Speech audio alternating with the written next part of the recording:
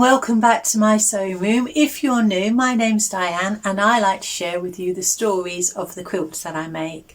And the quilt that you've just seen blowing on the washing line is the finished quilt of the flimsy that I made last week. So last week I shared with you how I completed the flimsy, and it was an improv quilt, and basically I just built the houses and put them into a landscape, made it up as I went along, and also improved my skills as I went along.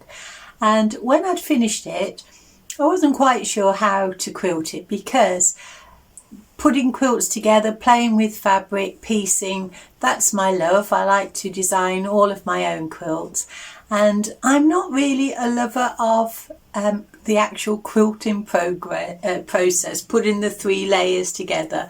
And there are people out there that love that part of quilting the most, and there are some artisan quilters that are absolutely wonderful.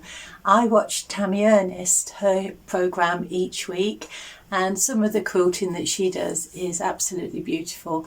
I don't have a long arm, I just have a small domestic sewing machine. I probably would be tempted to do more hand quilting, but that would be of an evening when I had some downtime, perhaps with my husband. But if we're going to watch anything on the TV or anything, we do tend to like to watch it in the dark. So that puts that out. And so I don't hand quilt very often. And so I wasn't quite sure how to put this one together. And so what I did was I took my 3-inch ruler, found sort of roughly the centre of the quilt. I basted the 3 layers together, and then I just took some tailor's chalk, and I got a 3-inch ruler, put it in the centre of the quilt, chalked a line down, and then I chalked it to the right every 3 inches, to the left every 3 inches, and then I sewed on my domestic sewing machine a stitch all the way on each of those lines, and so that held the whole of the body together. And then I went back to the centre, rolled up the one side, went back to the centre, and I put a line down each of those rows of stitching. So there was 3 rows of stitching all the way across the quilt, and then I repeated that for the other side, and then I did it another time. So there was 5 rows of stitching, and then I decided to stop. I could have gone across the whole of the quilt, and they're about 1/4 of an inch apart, those rows of stitching. But obviously the more quilting you put in, the stiffer the quilt gets, and so I thought I'll just leave that little centrepiece as it is. There's enough to hold it all together. I used 100% cotton batting, and the backing was 100% cotton, so it's all nice and secure. It's not going to pull apart or anything. And so that's the quilt finished. Now, what to do with it? There's nobody in my family that really want it. They've all got Christmas quilts or winter quilts, and I'm not a big keeper of quilts, a collector of quilts. I've got enough for changing with the seasons. So in the moment it's in the cupboard. If I think that I can part with it, I shall put it into my folksy shop.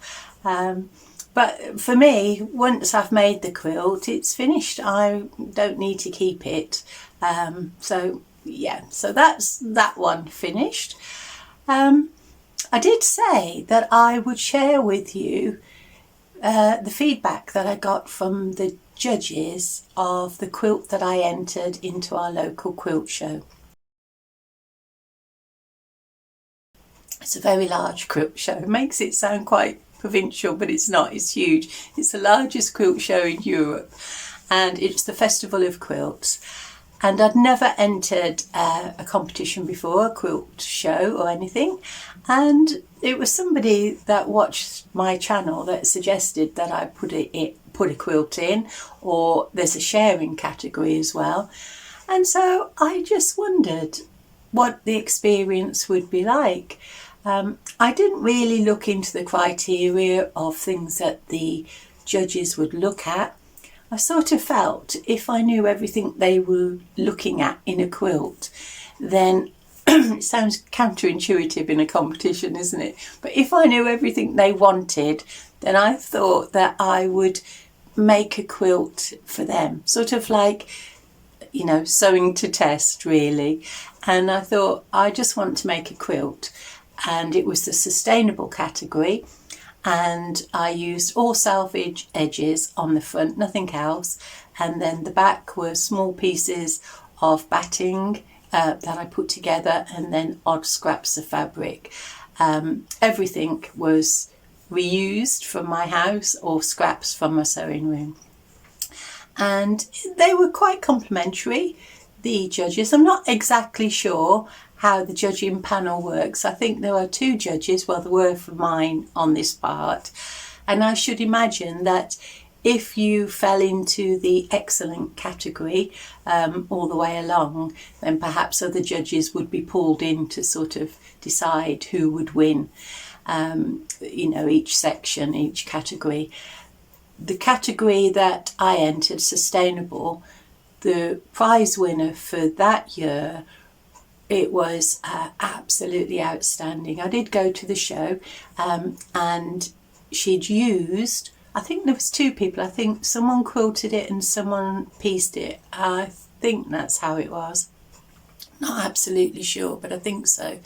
But what had happened was they'd collected all of these napkins, embroidered napkins, old vintage napkins and tablecloths, and they'd cut all of those out, and then they pieced them together in a traditional quilt style, and then embroidered it, quilted it. And the quilting was absolutely beautiful, work of art in itself. In fact, I looked at it and thought, I wondered what all the quilting would look like in a whole cloth without any of the piecing. It would probably have won that category too. It was absolutely beautiful. And so when you look at my little offering, that was the inspiration for the winter quilt. And so that was my experience, and I'm quite happy. I think the thing I like most about entering a quilt in a show is you do feel more part of it in a different way. If you just go to the show and you're an observer, there's that sort of little distance. But even though, you know, there was hundreds of quilts that were hanging there, just having my little quilt on the wall sort of made me feel part of the whole show, and that was an enjoyable experience. But I found out now, obviously I haven't found out what it's like to win, but I found out what the experience was like, and it was good. I really enjoyed it. They were very efficient.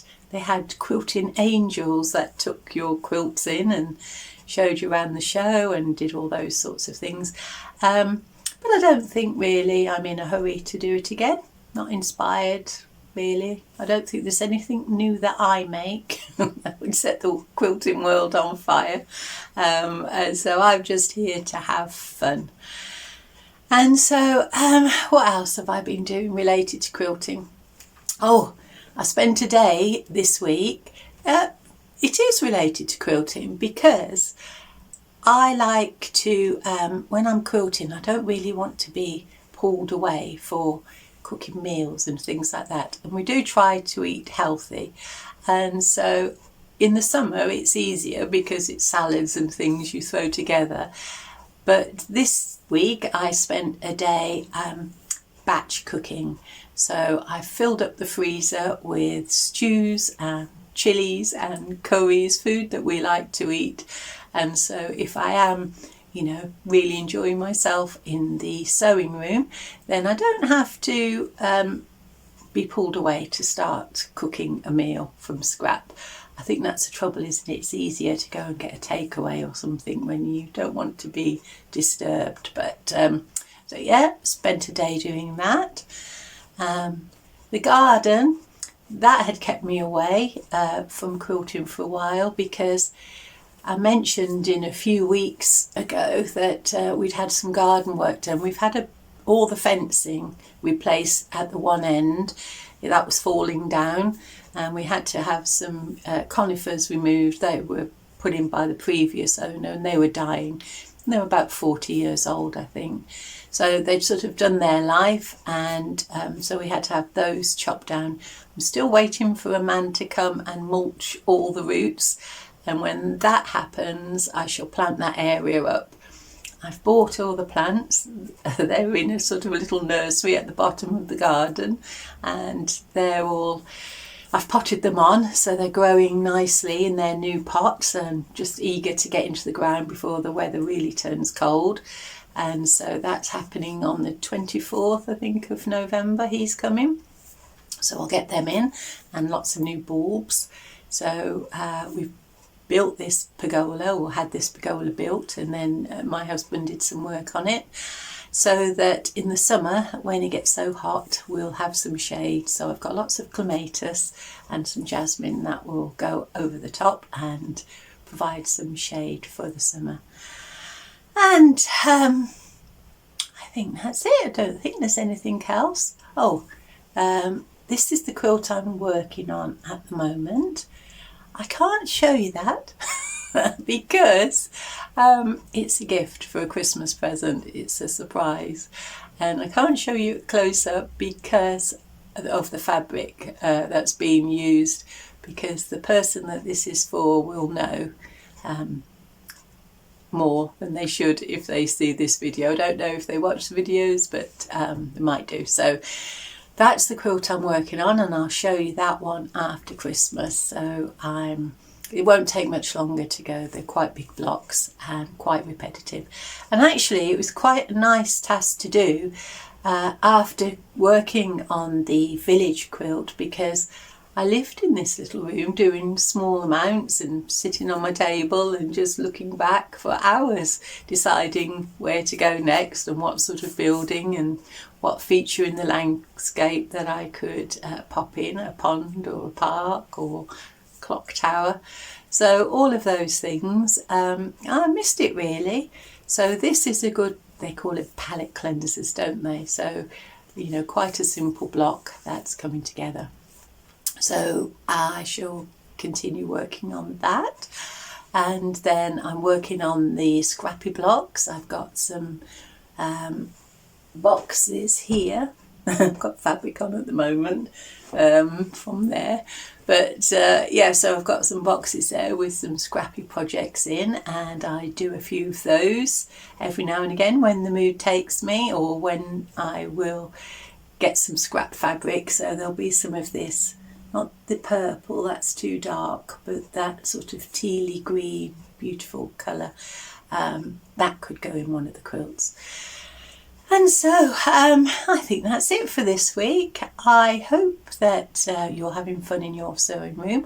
I know quite a few of you have been inspired to have a go at making the Winter Village quilt, and I wish you all the luck with that. You can always unpick, you can always put something over, applique something over, and you know, you don't really want to go for perfection in something like that.